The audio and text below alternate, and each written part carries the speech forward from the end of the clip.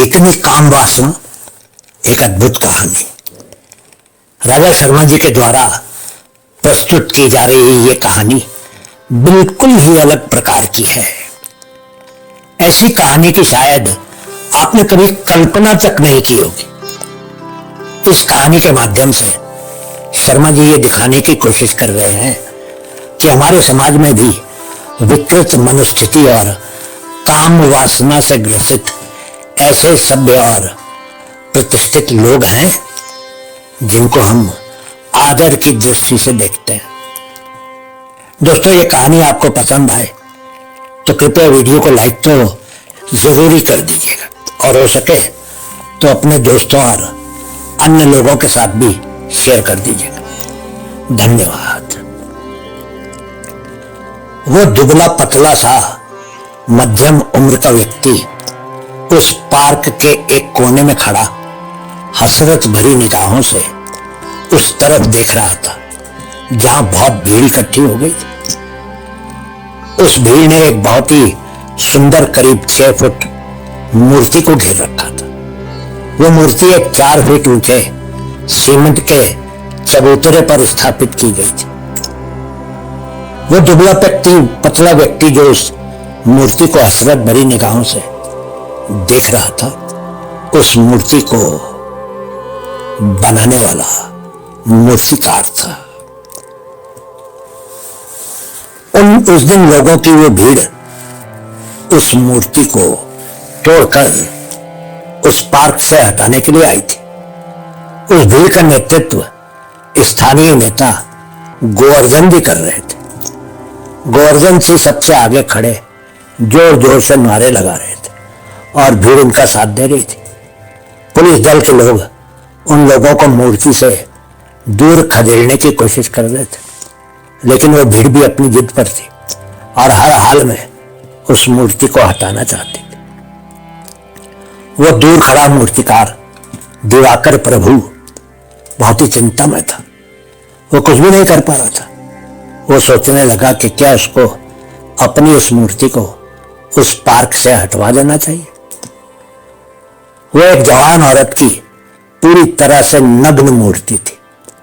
मूर्तिकार दिवाकर प्रभु ने करीब 8 महीनों की मेहनत के बाद उस मूर्ति को काले पत्थर में से तराशा था। उस मूर्ति का एक एक अंग सजीव लग रहा था और भीड़ के कई नौजवान उस मूर्ति को वासना भरी दृष्टि से भी देख रहे थे। मूर्तिकार ने रात भर जागकर उस खूबसूरत मूर्ति को पूरा किया था। मूर्तिकार ने जैसे अपनी आत्मा का संपूर्ण सौंदर्य उस पत्थर की मूर्ति में डाल दिया। उसने अपनी कल्पनाओं की एक एक तराश को जैसे उस मूर्ति के बदन में साकार कर दिया था। कुछ देर में ही अंधेरा छा गया और चांद निकल आया। चांदी से प्रकाश में वो मूर्ति दमकने लगी। तब तक प्रदर्शन करने वाले और पुलिस वाले सभी जा चुके थे। पार्क खाली हो गया था।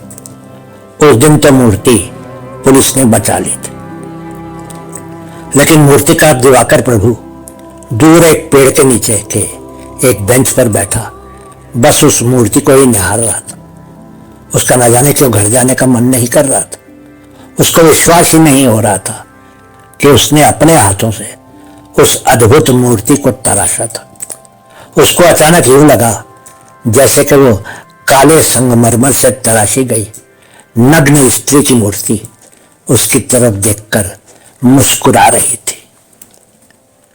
और रात के करीब 11 बजे का समय हो गया था और चारों तरफ सन्नाटा छा गया था। तभी मूर्तिकार दिवाकर प्रभु ने रात के अंधेरे में दूर से एक व्यक्ति को मूर्ति की तरफ जाते देखा। मूर्तिकार उठकर एक पेड़ के पीछे छिपकर खड़ा हो गया। जब उसने गौर से देखा तो पाया कि वो आदमी वास्तव में स्थानीय नेता गोवर्धन जी थे। मूर्तिकार को शंका होने लगी कि शायद नेताजी रात के अंधेरे में चुपचाप अकेले ही उस मूर्ति को तोड़ने आए थे।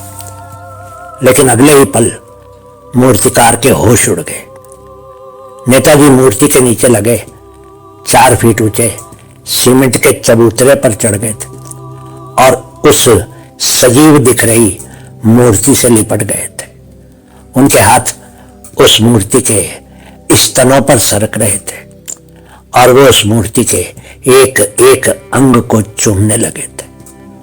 मूर्तिकार ने देखा कि नेता गोवर्धन जी कुछ ही देर में उस मूर्ति से पूरी तरह से गुथ चुके थे और उस मूर्ति के एक एक अंग को सहलाते हुए सिसकियां भर रहे थे। बहुत बहुत शुक्रिया।